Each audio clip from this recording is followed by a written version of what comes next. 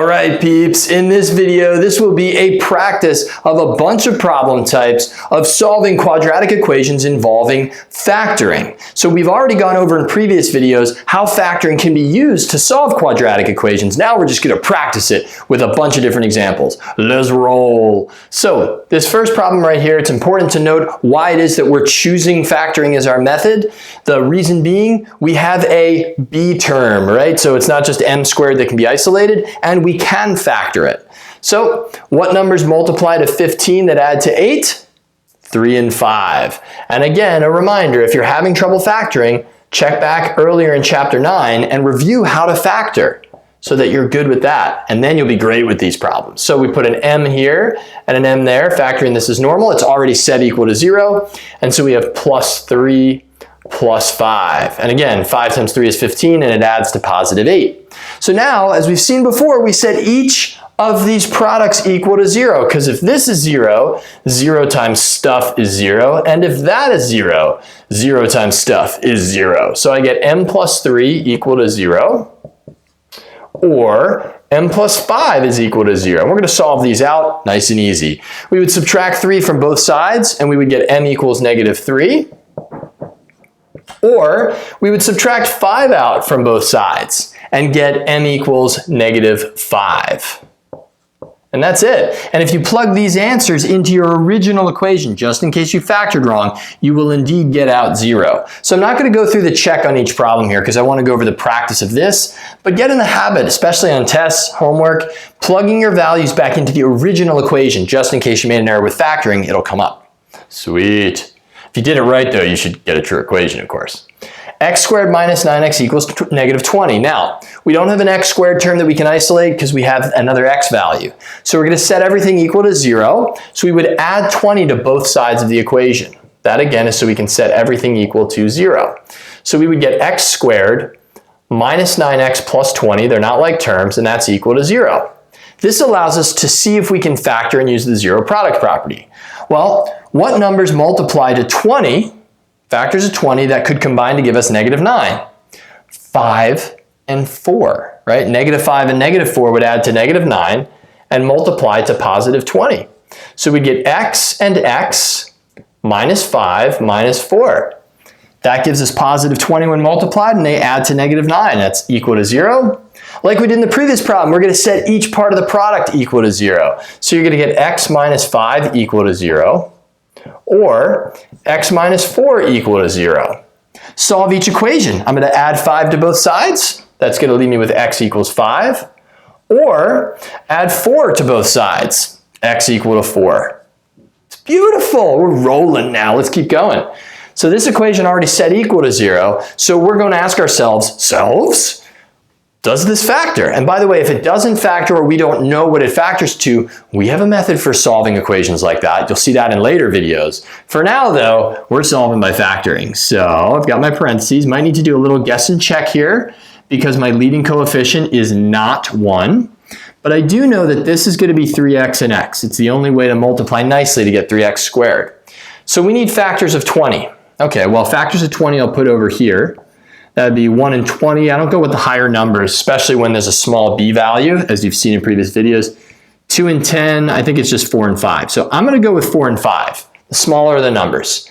And let me just randomly put, I don't know, I'll put 4 here and 5 here. And I could be wrong with them. 4 times 3 is 12. 5 times 1 is 5. 12 and 5 won't combine to give me 4, so they're out. Okay, let me reverse them. Maybe it's not 4 and 5. This gets me 15 and 4. That will get me 19 or 11. So 4 and 5 are out. I was wrong. Let's do 2 and 10. Well, 10 over here would make 30, so I'm going to put 2 here. 2 times 3 is 6x.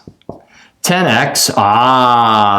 If the 10 is negative, we'll get the negative 4 that we want. So there's negative 10, there's plus 2, and that's our answer.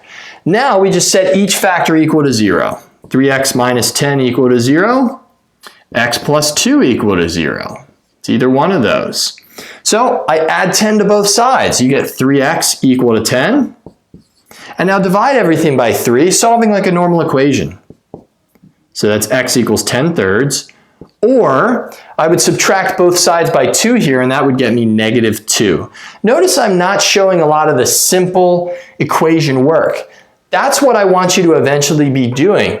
You shouldn't have to show every little step to solve equations that you've solved multiple times. So if you can do it mentally, save yourself that little bit of space. If you can't, that's okay, but eventually try to get there. It'll save you time, especially as math gets more and more involved. All right, the last two problems. I've got different kinds of problems here. They're not all repeats. In this problem here, again, we've got a b term as well as an a term. So factoring is an option, but solving for p squared on its own is not. However, we notice that there's a GCF. So let's take out a greatest common factor of 2. So we'll start there. That leaves me with p squared plus p minus 30. Because 2 times p squared is 2p squared. 2 times p is 2p. And then 2 times -30 is -60. So that's equal to 0. From here, we're going to factor the inside. So we're factoring like normal. Just pull out a GCF first. That 2 is really not going to affect things much. We'll see that in a second. So what numbers multiply to -30 that combine to give us 1? Technically a 1p right here, right? 6 and 5 are factors that do that. We want a positive 1p, so I would need 6 to be positive and 5 to be negative, so that -5 and 6 is positive 1. Nice. So we're going to set each of these factors equal to 0. 2 is just 2. 2 times 0 would still give me 0. So 2 can't be 0. We don't have to actually play around with it. We can just set p minus 5 equal to 0 or p plus 6 equal to 0 and solve each of those. What minus 5 equals 0? Well, you could do it that way too, or add 5 to both sides. You get p equals 5, and then subtract 6 from both sides, p equals -6. Beautiful. Again, the 2 doesn't come into play because it cannot equal 0. Awesome. Last problem. I threw in an interesting one here. So this one is one that you could factor, but you don't have to. Because we have an m squared term, we should isolate m. That's what I'm going to do, but I'll show you 2 ways of solving it. So I'm going to isolate m because I just have an m squared term. So I add 64 to both sides. We don't need to let it equal to 0 because, again, we're not looking for a product of things. So I get m squared equals 64, and remember, we have to take the positive and negative root. And that is going to be m is equal to plus or minus 8. So there's 2 solutions, 8 or -8. That's because 8 squared is 64, -8 squared is 64, minus 64 is 0. You could have solved it this way. You can also factor out m squared minus 64 as m minus 8, m plus 8. And if we set each value equal to 0, ooh, look what we end up with. Positive 8, -8. I think that when you don't have a b term, it is prudent, it is important that you isolate the squared value with square roots. I think it's easier to go that way. We didn't have the option like that in the other problems. But nonetheless, notice that I was always looking at the problem saying, you know, I got a b term, let me try to factor first. That kind of thinking is going to be important as we get more options of how to solve. And there is one more option of how to solve these kinds of quadratic equations. See you next time. That was super rad.